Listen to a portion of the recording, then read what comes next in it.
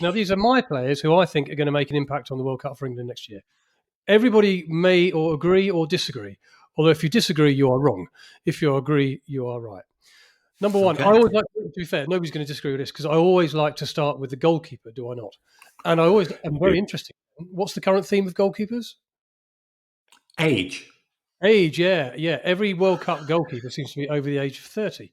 England is no exception whatsoever because Jordan Pickford, England's goalkeeper, is 31 years old. And he's been England's goalkeeper consistently since he made his debut in the 2018.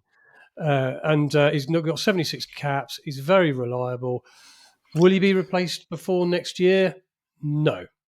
No Is there chance. anyone even close? Is there anyone pushing him, do you think?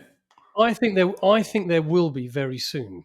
Okay, because at the moment you've got Dean Henderson, you've got Aaron Ramsdale, you've got Nick Pope. They're all good keepers. Dean Henderson's had a very good season for Palace in goal, by the way. Ramsdale was in goal for relegated Southampton, and Nick Pope has been a bit up and down for Newcastle. But I think the one to Very watch, much so.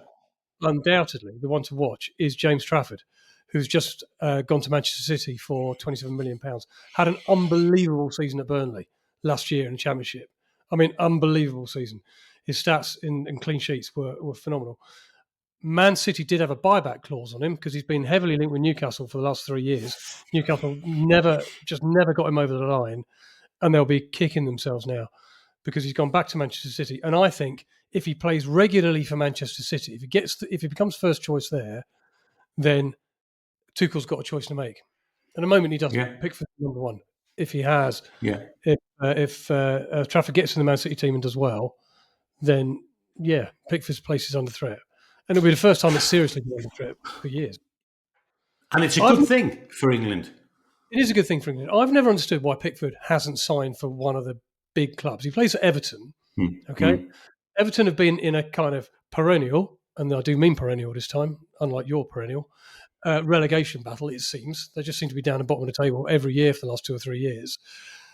And I don't understand why he's not signed for a bigger club, one of the top 4 or 5.